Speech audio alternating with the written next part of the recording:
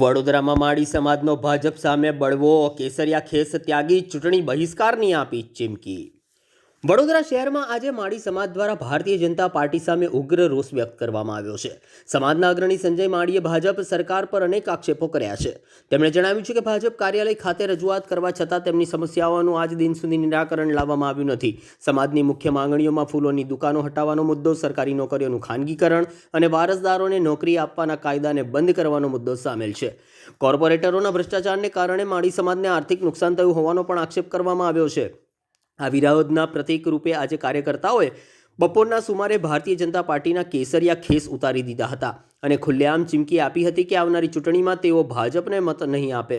સાથે જ કોઈપણ રાજકીય પક્ષને સમાજ વિસ્તારમાં પ્રચાર કરવાની મંજૂરી નહીં આપવામાં આવે તેવી જાહેરાત પણ કરવામાં આવી હતી। આ ઘટનાને કારણે વડોદરામાં રાજકીય માહોલ વધુ ગરમાયો છે અને ચૂંટણી પૂર્વે આ મુદ્દો ચર્ચાનો વિષય બન્યો છે। બીજેપી સરકાર નહીં ચાહીએ। આ વખતે બરોડાના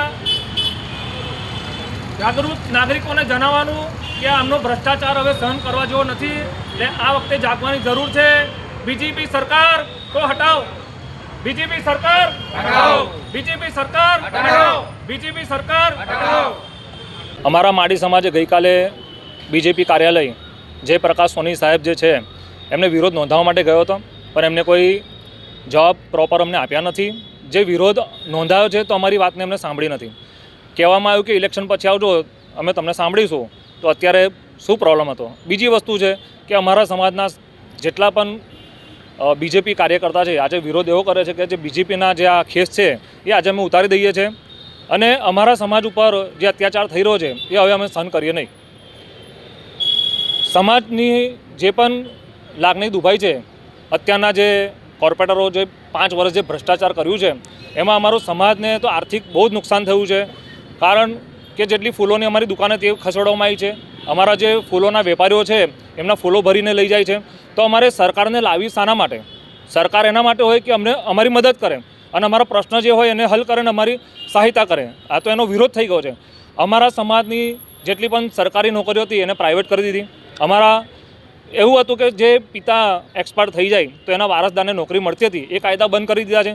જ્યારે જીસીબી નહોતા અહીંયા વડોદરા શહેરમાં, જ્યારે 25-30 વર્ષ પહેલાંની વાત કરીએ છીએ, ત્યારે અમારા બાપદાદાએ અહીંયા ટીકમ અને પાવડાથી પાણીની લાઈનો નાખી હતી। હવે અત્યારે જો અમારા પર તમે આવું અત્યાચાર કરતા હોય તો અમને આવી સરકારની કોઈ જરૂર નથી। આજથી અમે આ ખેસ ઉતારીને મૂકી દઈએ છીએ। જે અમને સમર્થન આપશે અમે એમને સમર્થન આપીશું। કેટલા લોકો અહીંયા ભેગા થયા છે? અમારા સમાજના આગેવાન છે, ભેગા કરવા તો આખું સમાજ અમારું એક જ છે અને અમારા સમાજમાં બધે મેસેજ આપી દીધું છે કે આ વખતે કોઈ પણ બીજેપી સરકારને વોટ આપવામાં નહીં આવે। જે સ્થાનિક સ્વરાજ ચૂંટણી છે એમાં કોઈ પણ જે પાર્ટીના પ્રચાર માટે આવશે એને પ્રચાર બી નહીં કરવા દઈએ। કેટલા લોકોને આવી રીતે તકલીફ પડી રહી છે? કયા વિભાગોમાં એ લોકો કામ કરી રહ્યા હતા? અમારા સમાજના પાણી પુરવઠામાં, ગાર્ડન ખાતામાં અને અન્ય કેટલા ક્ષેત્રમાં કામ કર્યા હતા। જે ગાર્ડન ખાતામાં અત્યારે તમે જોવા જાઓ કે અમારા માળી જે અમારા જે પૂર્વજો હતા એમને આગળ દેશી અહીંના જે ઝાડ હતા એ લગાવ્યા હતા, વડ, પીપળો, જે ઓક્સિજન આપે છે।